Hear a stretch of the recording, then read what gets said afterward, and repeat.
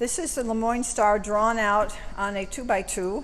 I went ahead and did the border because that's the easiest part. You just measure out what you want. This is a 4-part, so it's pretty easy to measure how big each grid is going to be. In this case, it's a little over 5 inches. Okay, so I'm going to go ahead and take the tape off. There is a possibility that tape can be reused. I use it once, maybe twice. I switch to the other side of the, not the back of the tape, but the other side that isn't painted.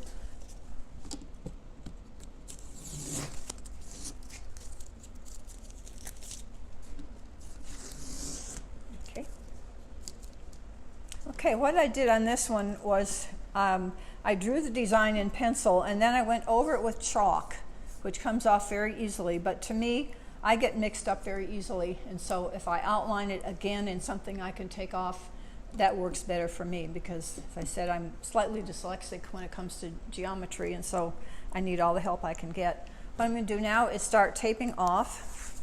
I have 2 colors selected for these. I mixed them. They didn't come whole. I mixed them up. This is like a sort of a turquoise and then a darker green, which I'm going to use for the alternative parts of the star.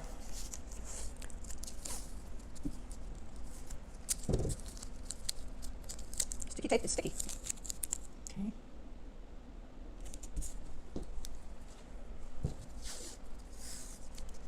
I have to tape each color separately, as you know. So I'll start with this one.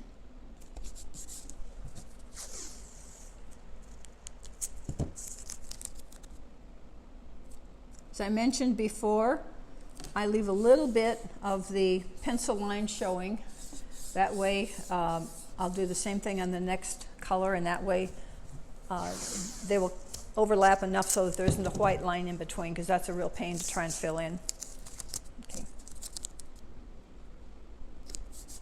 They suggest that you press down with a credit card or something like that to tighten that line so the paint doesn't get under. There always will be touch-up. I'll go through that with you on at least one of the ones that we work on, because that's always very important. What I need to do, I want to be sure I keep track of which is which so that I alternate them and I don't paint 2 next to each other.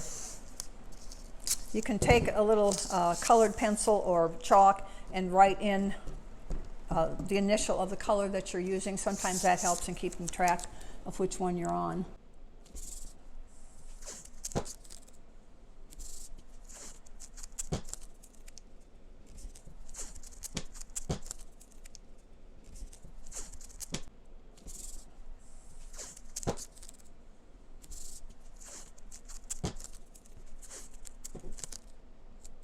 That chalk comes right out. Okay. Don't worry about getting things perfect, because they never will be. Fortunately, most of these quilts are seen from a distance, and so little things that you might notice people looking at will probably never see. It's very often that the measurements aren't exact and the lines aren't exactly the same, but I don't let that bother me. Okay, I'm here. Okay, 1, 2, 3, 4. Okay, I think I have that right. Believe it or not, first try. Okay, I'll start with the dark green. I'm using one of these little foam brushes. I mixed this up about less than an hour ago. Oh, I know, one thing I need to do is erase the pencil lines that still show.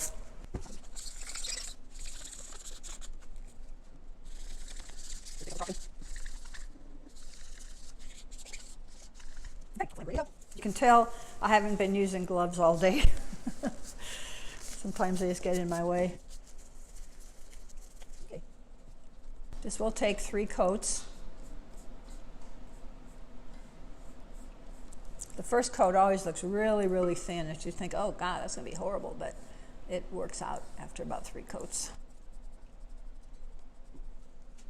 You can use brushes for this too. I don't really have one small enough that I feel comfortable using on this, but for large portions I do use the brush, especially if I'm doing the white, the first color white, because I know some of it will be covered over, so I don't have to be quite as accurate.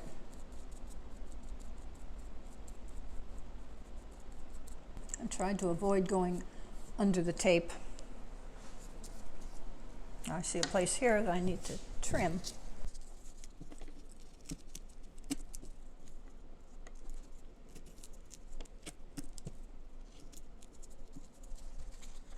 Actually, there's several places I need to trim.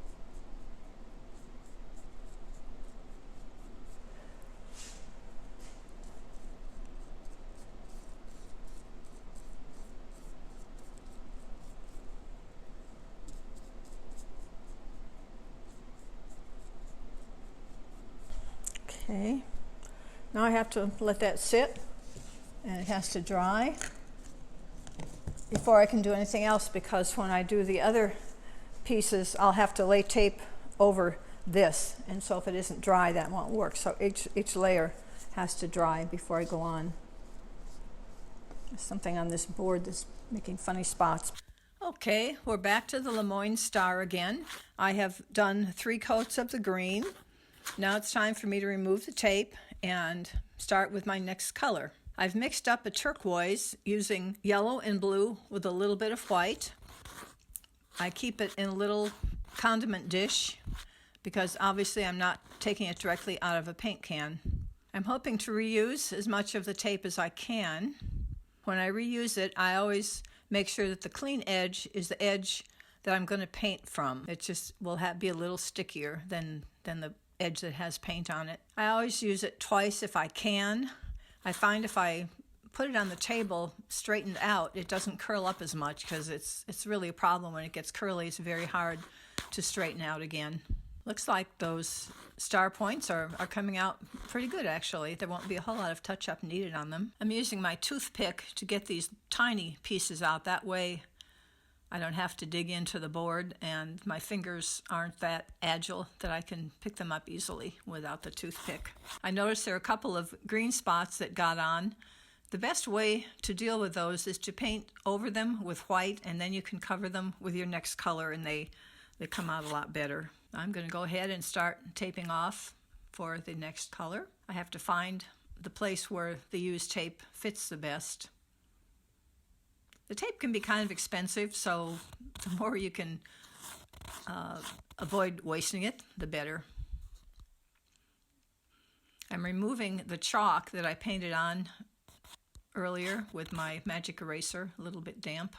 I've learned the hard way to make the tape a little bit longer at the points where I have to cut with the razor. Then I can grab it to pull it against the razor blade a lot easier than if it's too short. Even though I'm being very careful where the points come together, generally it will take some touch-up after all the tape is removed and the paint is dry.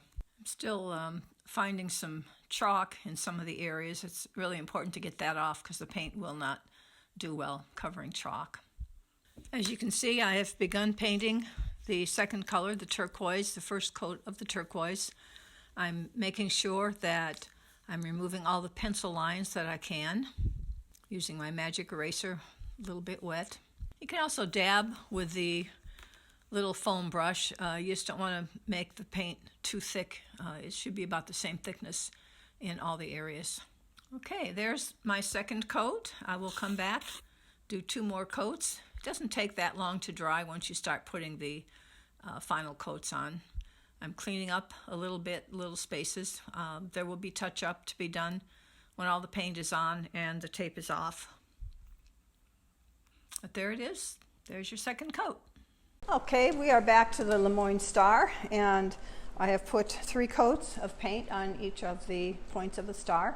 So now I'm going to remove the tape.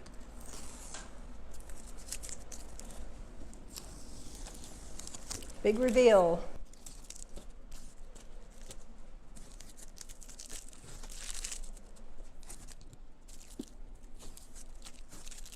Okay, and I see where I need to do touch up in this area. And of course, actually it came out pretty good everywhere else. This is the main area that I need to touch up. I also need to erase the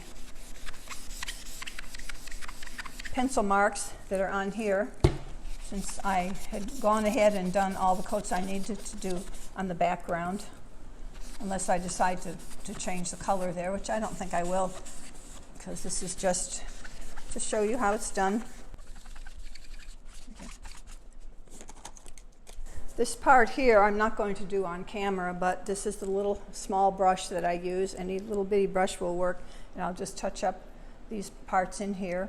If I had a big area I needed to correct, I would probably retape part of it so I could go all the way down, but as I say, these came out pretty well. Okay, so this is your Lemoyne Star.